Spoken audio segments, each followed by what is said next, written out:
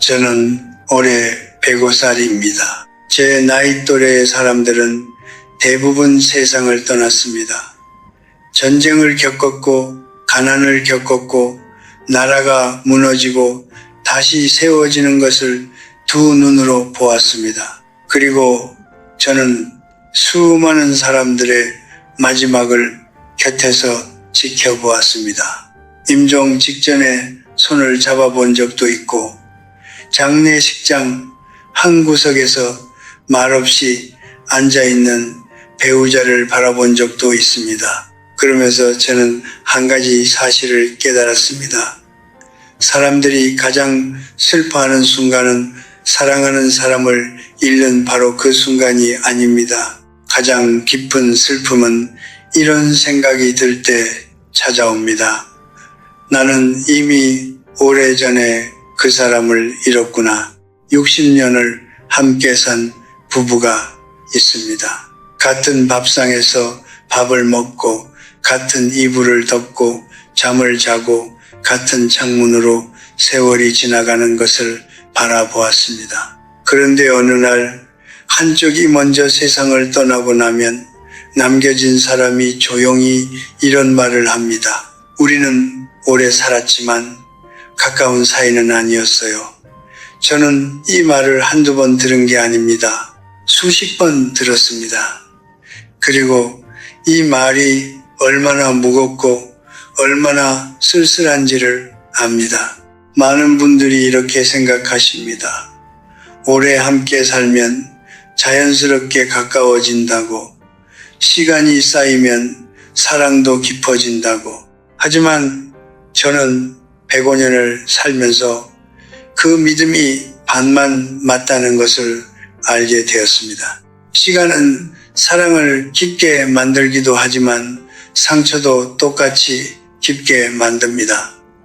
오래된 부부 사이에서 가장 무서운 것은 싸움이 아닙니다. 말하지 않기로 한 것들이 쌓이고 삼키기로 한 말들이 굳어지고 어느 순간부터 두 사람 사이에 보이지 않는 벽이 생기는 것입니다. 그 벽은 어느 날 갑자기 나타나지 않습니다. 수십 년에 걸쳐 조금씩 아주 조금씩 쌓입니다. 저는 평생 철학을 공부했습니다. 하지만 인간 관계에 대해 가장 많은 것을 가르쳐 준 것은 책이 아니라 사람이었습니다. 지인 중에 한 분이 계셨습니다. 40년 넘게 부부로 산 분이었는데 어느 날 아내가 오래전 그분의 실수를 자녀들 앞에서 꺼냈습니다. 오래된 일이었고 작은 일처럼 보였습니다. 하지만 그날 이후 그분은 달라졌습니다. 말수가 줄었고 웃음이 줄었고 집 안에서도 늘 어딘가 혼자인 것 같은 표정을 지었습니다. 나중에 그분이 제게 말씀하셨습니다. 그날 이후로 저는 집에서 진심을 꺼낸 적이 없습니다. 그 한 문장이 오랫동안 제 머릿속을 떠나지 않았습니다. 여러분, 지금 이 영상을 보고 계신 분들 중에도 분명 있을 것입니다. 마음속에 오래된 상처를 하나쯤 품고 계신 분, 상대방이 한 말 한마디가 몇 년이 지나도 여전히 마음 한켠에 남아있는 분, 그것을 말하지 못하고 그냥 넘어간 분, 아마 그 순간부터 두 사람 사이에 무언가가 조금씩 달라지기 시작했을 것입니다. 오늘 저는 여러분께 사랑하는 법을 가르쳐 드리려는 것이 아닙니다. 사랑은 각자가 찾아가는 것이니까요. 오늘 제가 드리고 싶은 것은 절대로 넘어서는 안 되는 5가지 선에 대한 이야기입니다. 이 선들은 누구도 가르쳐 주지 않습니다. 학교에서도 부모님도 결혼식 주례사에서도 말해주지 않습니다. 하지만 이 선을 모르면 60년을 함께 살고도 마지막에 서로를 낯선 사람처럼 바라보게 됩니다. 반대로 이 선만 지킨다면 세월이 흐를수록 두 사람은 더 가까워집니다. 말이 없어도 설명이 없어도 그냥 곁에 있는 것만으로 충분한 관계가 됩니다. 후에 저는 105년을 살았습니다. 그리고 지금 여러분께 가장 솔직한 이야기를 드리려고 합니다. 제가 젊었을 때, 그러니까 아직 30대였을 때의 이야기입니다. 저는 그때 인간관계에서 솔직함이 가장 중요한 덕목이라고 믿었습니다. 생각한 것은 말해야 한다고, 느낀 것은 표현해야 한다고, 그것이 진정한 관계라고 믿었습니다. 하지만 105살이 된 지금 저는 그 믿음이 절반은 맞고 절반은 틀렸다는 것을 압니다. 솔직함은 덕목이 맞습니다. 그러나 솔직함과 잔인함은 종이 한 장 차이입니다. 그리고 가장 가까운 사람에게 그 경계를 넘는 순간 관계는 회복되지 않는 방향으로 흘러가기 시작합니다. 부부 사이에서 가장 위험한 무기는 칼이 아닙니다. 총도 아닙니다. 가장 위험한 무기는 바로 기억입니다. 오랜 세월을 함께 산 부부는 서로에 대해 모든 것을 압니다. 상대방이 가장 부끄러워하는 과거, 가장 감추고 싶은 실수, 깊은 밤 털어놓은 두려움, 아무에게도 말하지 못한 상처, 이것들은 두 사람이 서로를 신뢰했기 때문에 공유된 것들입니다. 그 신뢰 위에서 관계가 자라는 것입니다. 그런데 어느 날 다툼이 벌어지는 순간 그 기억들이 꺼내집니다. 당신이 예전에 그랬잖아. 그때 당신이 한 일 기억해? 우리 아이들도 다 알아야겠다. 그 순간 관계의 근본이 흔들립니다. 신뢰가 배신으로 바뀌는 것은 거창한 사건 때문이 아닙니다. 바로 이런 한 문장 때문입니다. 제가 아는 한 분의 이야기를 드리겠습니다. 40년 넘게 해로한 부부였습니다. 겉으로는 누가 봐도 좋은 부부였고 주변에서도 늘 모범적인 가정이라는 말을 들었습니다. 그런데 어느 날 사소한 집안일로 말다툼이 벌어졌고 아내가 감정이 격해진 나머지 남편이 30년 전에 저질렀던 실수를 자녀들 앞에서 꺼냈습니다. 오래된 일이었고 두 사람 사이에서는 이미 용서가 된 일이었습니다. 그러나 그날 이후 남편은 달라졌습니다. 밥을 먹어도 말이 없었고 거실에 앉아 있어도 눈이 어딘가 먼 곳을 향해 있었습니다. 얼마 후 그분이 제게 조용히 말씀하셨습니다. 교수님, 저는 그날 이후로 집에서 진심을 꺼낸 적이 없습니다. 말을 하면 언젠가 또 무기가 될 것 같아서요. 저는 그 말을 듣고 한동안 아무 말도 할 수가 없었습니다. 그것이 바로 신뢰가 무너지는 방식입니다. 한꺼번에 폭발하는 것이 아닙니다. 어느 날 아침 밥상 앞에서 두 사람이 마주 앉아 있는데 아무도 먼저 말을 꺼내지 않는 것입니다. 그 침묵이 편안한 침묵이 아니라 지쳐서 포기한 침묵인 것입니다. 말을 해봤자 소용없다는 것을 알아서 진심을 꺼냈다가 나중에 상처가 될까봐 그래서 아예 닫아버린 침묵인 것입니다. 부부 사이의 가장 무서운 단절은 싸우는 것이 아닙니다. 싸울 의욕조차 잃어버리는 것입니다. 저는 이것을 고슴도치의 법칙이라고 부릅니다. 고슴도치들은 추운 겨울에 서로의 온기가 필요합니다. 그래서 가까이 붙습니다. 하지만 너무 가까이 붙으면 서로의 가시에 찔립니다. 그래서 적당한 거리를 찾습니다. 온기를 나눌 수 있으면서도 서로를 찌르지 않을 수 있는 거리.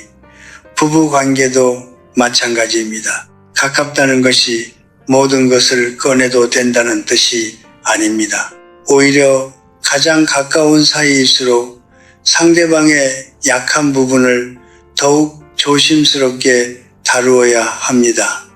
왜냐하면 그 약함은 당신을 믿었기 때문에 보여준 것이기 때문입니다.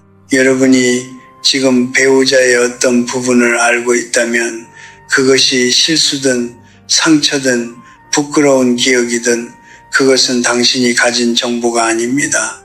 그것은 상대방이 당신에게 맡긴 것입니다. 그것을 다툼의 도구로 쓰는 순간 당신은 그 신뢰를 배신하는 것입니다.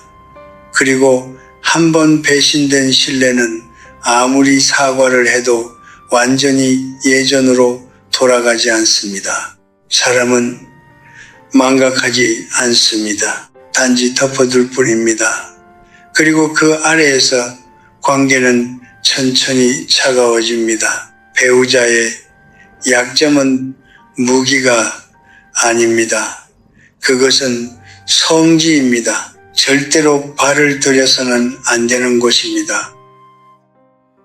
제가 50대였을 때 한 제자가 찾아온 적이 있습니다. 그 학생은 공부도 잘했고 예의도 바른 청년이었는데 그날은 얼굴에 수심이 가득했습니다. 무슨 일이냐고 물었더니 한참을 말없이 있다가 조용히 입을 열었습니다. 교수님, 저는 어렸을 때부터 아버지가 어머니한테 자꾸 무시당하는 걸 봤습니다. 밥상 앞에서, 친척들 앞에서, 심지어 저희 형제들 앞에서도요. 그때는 그냥 그런가 보다 했는데 지금 제가 결혼을 앞두고 보니까 저는 제 아버지처럼 살고 싶지 않다는 생각이 자꾸 듭니다. 근데 그게 아버지가 싫어서가 아니라 그 모습이 너무 슬펐기 때문입니다. 저는 그 말을 듣고 오랫동안 그 제자의 눈을 바라보았습니다. 그 눈 안에 담긴 것이 분노가 아니라 깊은 슬픔이었기 때문입니다.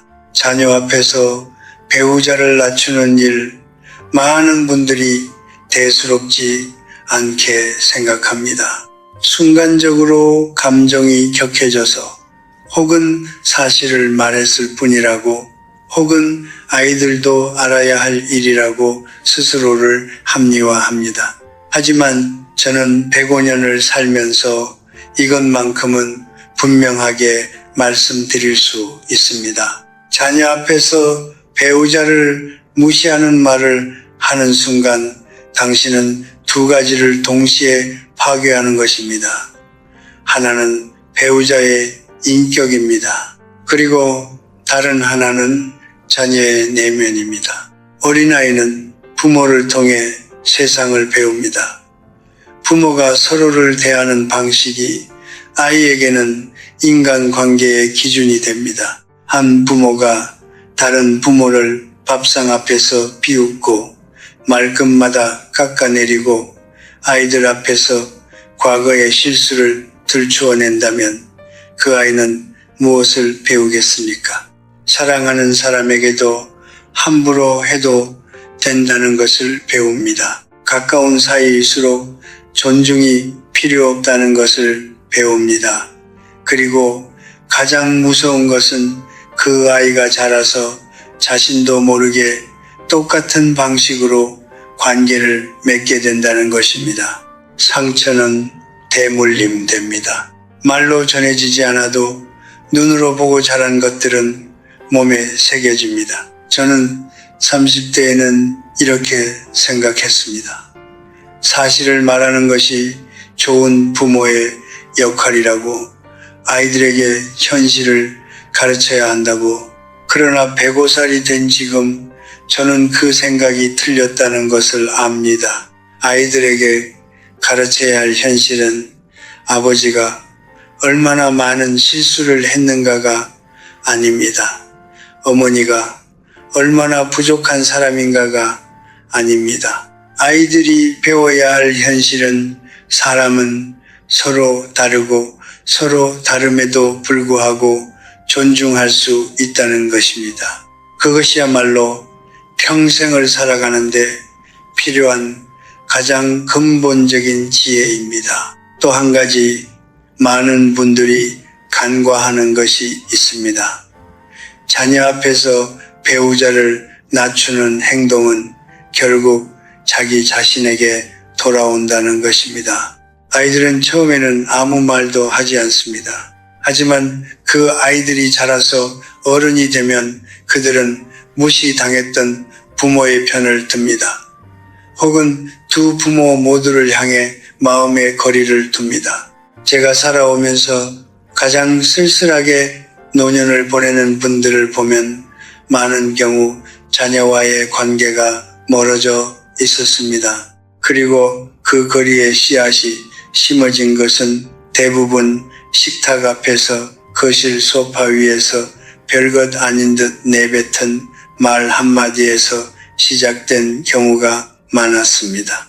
배우자를 존중하는 것은 배우자만을 위한 것이 아닙니다. 그것은 자녀를 위한 것이고 가정을 위한 것이고 결국 노년에 자기 자신을 위한 것입니다. 존중은 받는 사람만이 아니라 베푸는 사람에게도 돌아옵니다. 반드시 그렇습니다. 저는 그것을 수십 년에 걸쳐 수많은 가정을 지켜보면서 확인했습니다. 가정은 비바람을 막아주는 지붕만으로 이루어지지 않습니다. 가정은 그 안에 있는 모든 사람의 품위가 지켜지는 곳이어야 합니다. 그리고 그 품위를 지키는 가장 첫 번째 방법은 가장 가까운 사람 앞에서 가장 소중한 사람의 체면을 지켜주는 것입니다. 저는 젊은 시절에 말을 참 많이 했습니다. 생각이 생기면 바로 입 밖으로 나왔고 감정이 올라오면 그것을 눌러두는 법을 몰랐습니다. 그때는 그것이 솔직한 사람의 모습이라고 믿었습니다. 감정을 숨기는 것은 비겁한 것이고 느끼는 대로 말하는 것이 진정성 있는 관계라고 생각했습니다. 하지만 나이가 들수록 그리고 수많은 사람들의 관계가 무너지는 것을 지켜보면서 저는 그 믿음을 조용히 내려놓게 되었습니다. 모든 생각이 말이 될 필요는 없습니다. 모든 감정이 지금 이 순간 표현되어야 할 필요도 없습니다. 그리고 특히 분노가 정점에 달한 그 순간만큼은 입을 닫는 것이 입을 여는 것보다 훨씬 더 강하고 훨씬 더 현명한 선택입니다. 인간의 뇌는 감정이 격해지는 순간 이성적인 판단을 잃어버립니다. 이것은 의지의 문제가 아닙니다. 뇌의 구조 자체가 그렇게 되어 있습니다. 극도로 화가 났을 때 사람은 자신이 무슨 말을 하는지 온전히 통제하지 못합니다. 그 상태에서 입을 열면 평소에는 절대 하지 않을 말을 하게 됩니다. 상대방의 가장 아픈 곳을 찌르는 말, 돌이킬 수 없는 말, 나중에 후회해도 이미 늦은 말, 그리고 그 말은 공기 중에 흩어지지 않습니다. 듣는 사람의 마음속 가장 깊은 곳에 가라앉아서 오랫동안 때로는 평생 동안 남아 있습니다. 저는 평생 잊지 못하는 장면이 하나 있습니다. 제가 70대였을 때 가까이 지내던 한 부부가 있었습니다. 남편분이 어느 날 제게 찾아와서 말씀하셨습니다. 교수님, 저는 10년 전에 아내에게 한 말이 아직도 마음에 걸립니다. 무슨 말을 했냐고 물었더니 그분은 잠시 눈을 내리깔고 이렇게 말씀하셨습니다. 화가 나서 당신 같은 사람이랑 결혼한 게 내 인생 최대의 실수라고 했습니다. 그분은 그 말을 한 다음 날 바로 사과를 했다고 했습니다. 아내도 받아들였다고 했습니다. 하지만 그 이후로 아내가 조금씩 달라졌다고 했습니다. 예전처럼 먼저 웃으며 말을 걸지 않았고 무언가를 결정할 때 남편에게 의견을 묻지 않게 되었다고 했습니다. 사과는 했지만 그 말이 남긴 자국은 지워지지 않았던 것입니다. 그분은 제게 이렇게 말씀하셨습니다. 교수님, 저는 그 순간 딱 10초만 참았어도 됐는데 딱 10초만요. 10초입니다. 인생에서 가장 비싼 10초는 분노가 정점에 달했을 때의 그 10초입니다. 그 10초 동안 입을 닫는 것이 이후 10년의 관계를 지킵니다. 저는 이것을 제방의 법칙이라고 부릅니다. 제방은 바다를 없애지 않습니다. 파도도 막지 않습니다. 다만 파도가 육지를 집어삼키지 못하도록 그 자리에 서 있을 뿐입니다. 감정도 마찬가지입니다. 느끼는 것을 억누르라는 것이 아닙니다. 감정은 느껴도 됩니다. 충분히 느껴도 됩니다.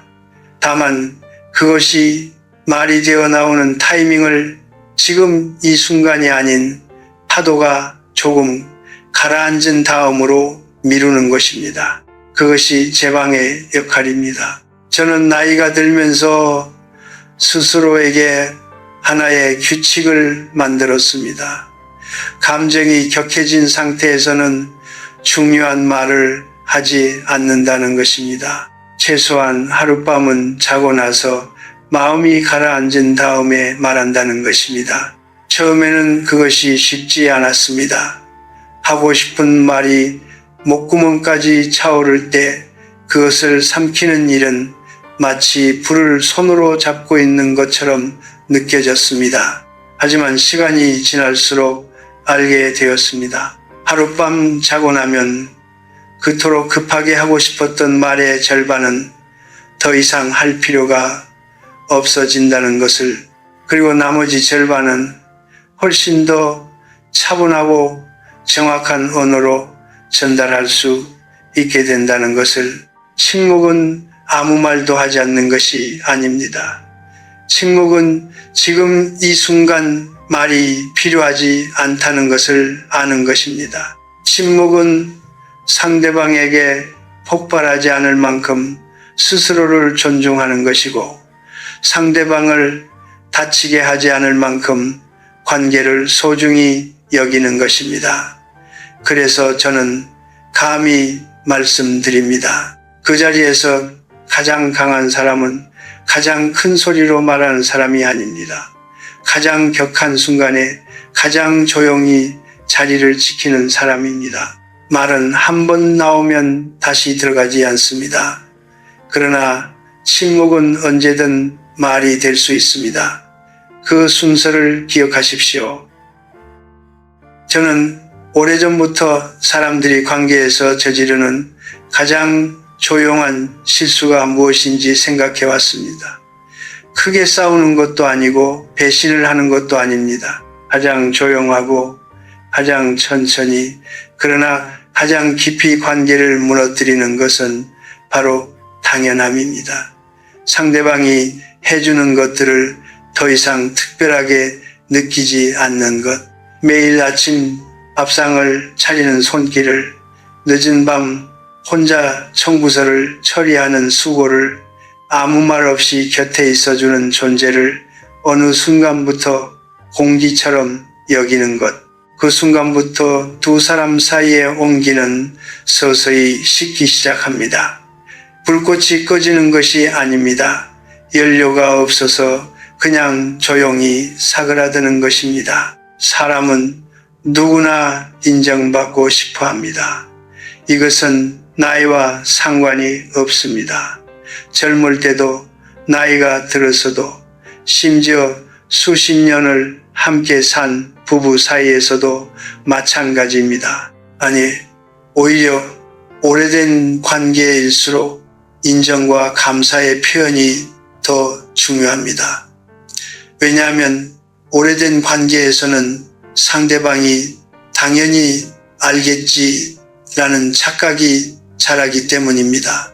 내가 고마워하는 것을 상대방은 알 것이라고, 말하지 않아도 느낄 것이라고, 오랜 세월이 그것을 증명해 준다고 생각합니다. 하지만 그것은 착각입니다. 사람은 말로 듣지 않으면 모릅니다. 아무리 오래 함께 산 사람도 직접 들려주지 않으면 확신할 수 없습니다. 저는 90대가 넘어서 많은 노부부들을 만났습니다. 그 중에 유독 기억에 남는 부부가 있습니다. 두 분 다 80이 넘은 나이셨는데 함께 앉아있는 모습을 보면 무언가 달랐습니다. 서로를 바라보는 눈빛이 여전히 따뜻했고 작은 것에도 고맙다는 말을 자연스럽게 주고받았습니다. 제가 그 비결이 무엇이냐고 여쭤봤더니 할머니께서 조용히 웃으시며 이렇게 말씀하셨습니다. 우리는 고마워요를 아낀 적이 없어요.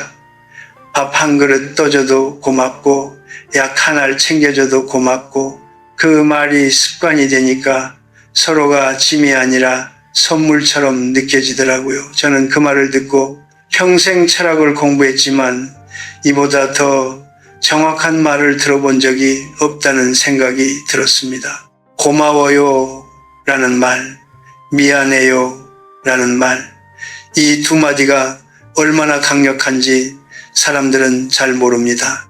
익숙해진다는 것은 편안해진다는 뜻이기도 하지만 동시에 감각이 무뎌진다는 뜻이기도 합니다. 오랜 부부일수록 이 두 마디를 더 의식적으로 더 자주 꺼내야 합니다. 그것이 관계를 살아있게 만드는 가장 단순하고 가장 확실한 방법입니다. 말 한마디가 사람을 살리기도 하고 말 한마디의 부재가 사람을 서서히 지치게 만들기도 합니다.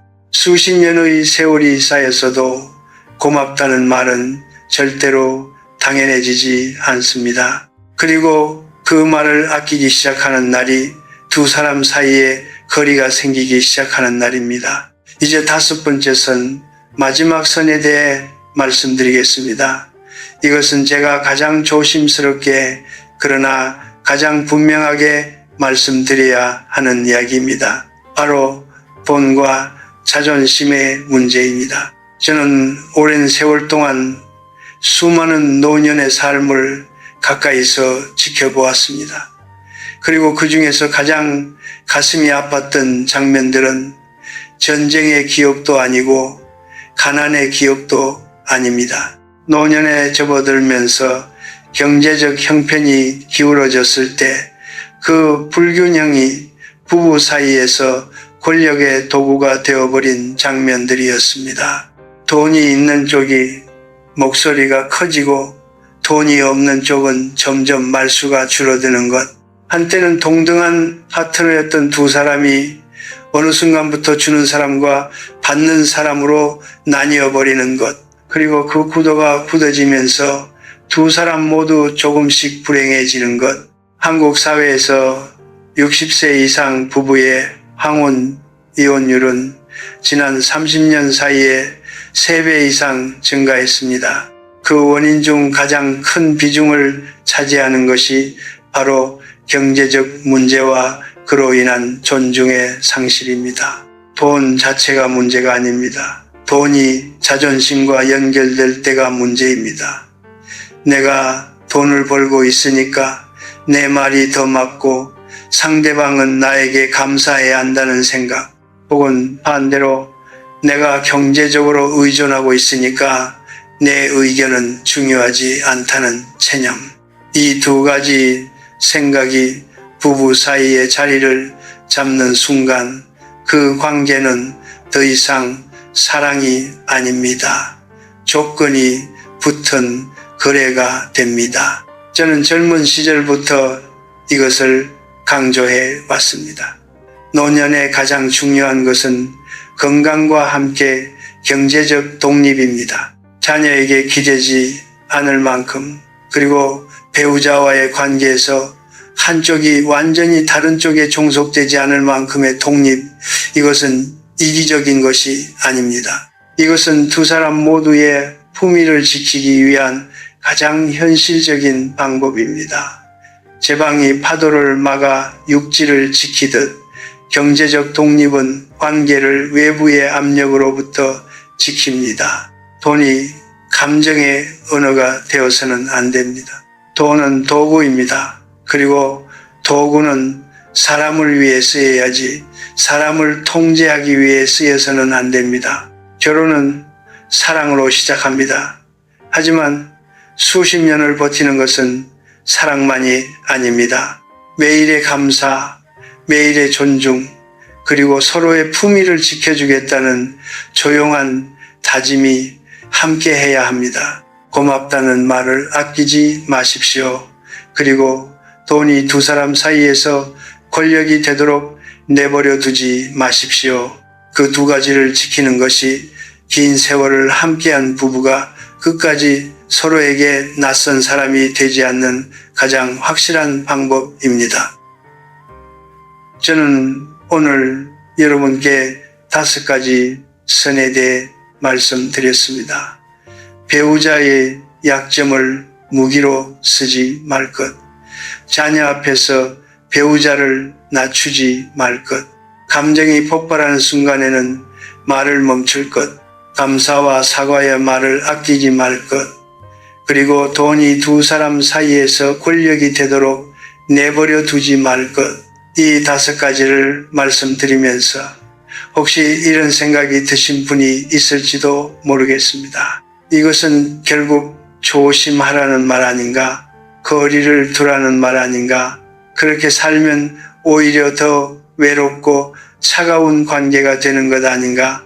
저는 그 질문을 충분히 이해합니다. 그리고 오늘 마지막으로 그 질문에 답을 드리고 싶습니다. 선을 지킨다는 것은 멀어지는 것이 아닙니다. 선을 지킨다는 것은 오래 머물 수 있는 자리를 만드는 것입니다. 생각해 보십시오. 여러분이 마음 놓고 쉴 수 있는 공간은 어떤 곳입니까? 아무렇게나 굴어도 되는 곳이 아닙니다. 내가 함부로 대해도 아무 말 없이 받아주는 곳이 아닙니다. 진정으로 편안한 공간은 내가 있는 그대로 존중받는 곳입니다. 내 실수가 무기가 되지 않고 내 약함이 공격의 빌미가 되지 않으며 내가 오늘 말한 것이 내일 나를 해치는 데 쓰이지 않는다는 것을 아는 곳, 그런 공간이 있을 때 사람은 비로소 마음을 엽니다. 그리고 그 공간을 만드는 것이 바로 선입니다. 저는 많은 노부부들을 보아왔습니다. 수십 년을 함께 살면서 끝까지 서로의 곁에 머문 부부들, 그 부부들의 공통점은 뜨거운 감정이 아니었습니다. 처음 만났을 때의 설렘이 50년이 지나도 그대로인 부부는 없습니다. 그것은 솔직히 말해 불가능합니다. 그러나 그분들에게는 다른 무언가가 있었습니다. 서로를 함부로 대하지 않는 조용한 습관, 상대방이 힘들 때 말없이 곁에 앉아 있어 주는 것, 고맙다는 말을 여전히 자연스럽게 건네는 것, 그리고 무엇보다 오랜 세월이 지나도 상대방의 품위를 지켜주려는 마음, 그것이 사랑의 다른 이름이었습니다. 감정이 아니라 선택으로서의 사랑. 매일 아침 이 사람의 곁에서 이 사람을 존중하며 살겠다는 조용한 결심. 그것이 60년을 버티게 하는 힘이었습니다. 저는 이제 105살입니다. 제 나이 또래의 사람들은 거의 세상을 떠났고 저는 그분들이 남기고 간 삶의 흔적들 사이에서 여전히 생각하고 여전히 배우고 있습니다. 그리고 오래 살면서 알게 된 것이 하나 있습니다. 인생에서 가장 오래 남는 것은 성취가 아닙니다. 재산도 아닙니다. 사람들의 기억 속에 가장 오래, 가장 따뜻하게 남는 것은 그 사람이 나를 어떻게 대했는가입니다. 그 사람 곁에 있을 때 내가 존중받는다고 느꼈는가? 아니면 작아지는 느낌이 들었는가? 그 차이가 관계의 전부를 결정합니다. 지금 이 영상을 보고 계신 여러분, 혹시 지금 마음속에 오래된 상처 하나를 안고 계신 분이 있다면 오늘 이 이야기가 작은 위로가 되었으면 합니다. 그리고 지금 곁에 있는 사람과의 관계에서 무언가 어긋나 있다고 느끼시는 분이 있다면 지금이 늦지 않았다는 것을 말씀드리고 싶습니다. 관계는 드라마틱한 사건으로 회복되지 않습니다. 관계는 작은 것들로 회복됩니다. 오늘 저녁 밥상 앞에서 건네는 고마워요 한마디, 오래된 싸움 끝에 내미는 미안해요 한마디, 격한 감정이 올라오는 순간 잠시 자리를 피하는 선택, 그 작은 것들이 쌓여서 60년이 지나도 서로의 눈을 바라볼 수 있는 관계가 만들어집니다. 선을 지키는 것은 두려움 때문이 아닙니다. 선을 지키는 것은 이 관계를 끝까지 가지고 가고 싶기 때문입니다. 상대방이 내 곁에서 오래 머물기를 바라기 때문입니다. 그리고 내가 세상을 떠나는 날 상대방의 마음속에 따뜻한 사람으로 기억되고 싶기 때문입니다. 그것이 선의 진짜 의미입니다. 벽이 아니라 다리, 차단이 아니라 연결, 거리가 아니라 오래 함께 있기 위한 공간. 오래 사는 것이 꼭 좋은 것만은 아닙니다. 하지만 오래 살면서 알게 되는 것이 있습니다. 인생은 요란한 축제가 아니라는 것입니다. 인생은 조용한 아침처럼 계속되는 것입니다. 그리고 그 조용한 아침을 함께 맞이할 수 있는 사람이 곁에 있다는 것, 그것이 이 세상에서 누릴 수 있는 가장 깊은 행복입니다. 여러분의 곁에 그런 사람이 있기를 바랍니다. 그리고 여러분도 누군가에게 그런 사람이 되기를 바랍니다. 삶은 요란하지 않아도 됩니다. 그저 서로의 곁에서 조용히 끝까지